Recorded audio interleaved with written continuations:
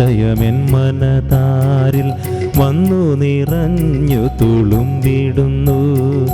രാജാവിൻ തിരുമുൻപിൽ കീർത്തന മധുവായി ഞാനതൊഴുക്കിടട്ടെ. ഏറ്റമനുഗ്രഹപൂരിത കവിതൻ തൂലിക പോലെന്നാവിപ്പോ.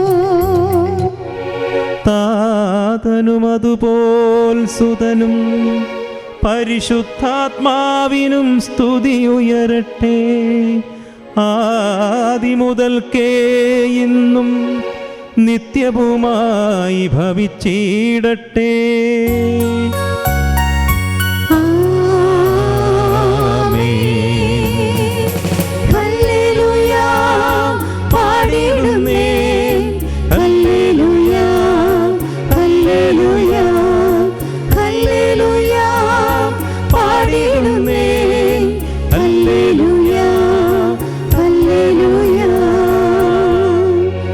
നമുക്ക് ശ്രദ്ധാപൂർവം നിന്ന് പരിശുദ്ധ സുവിശേഷം ശ്രവിക്കാം.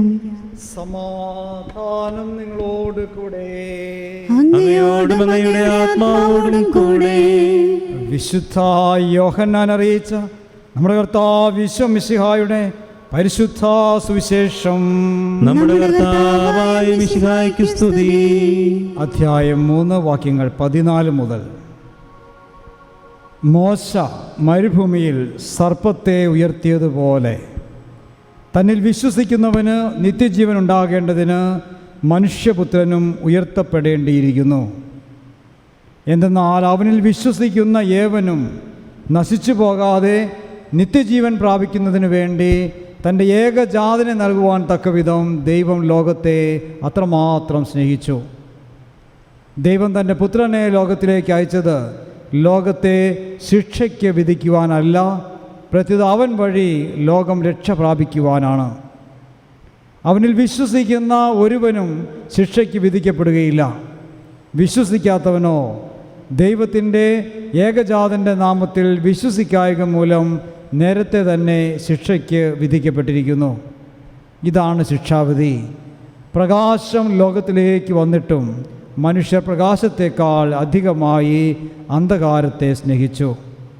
കാരണം അവരുടെ പ്രവൃത്തികൾ തിന്മ നിറഞ്ഞതായിരുന്നു. തിന്മ പ്രവർത്തിക്കുന്നവൻ പ്രകാശത്തെ വെറുക്കുന്നു. അവൻ്റെ പ്രവൃത്തികൾ വെളിപ്പെടാതിരിക്കുന്നതിന് അവൻ വെളിച്ചത്ത് വരുന്നുമില്ല. സത്യം പ്രവർത്തിക്കുന്നവൻ വെളിച്ചത്തിലേക്ക് വരുന്നു. അങ്ങനെ അവൻ്റെ പ്രവൃത്തികൾ ദൈവ ഐക്യത്തിൽ ചെയ്യുന്നവയെന്ന് വെളിപ്പെടുന്നു.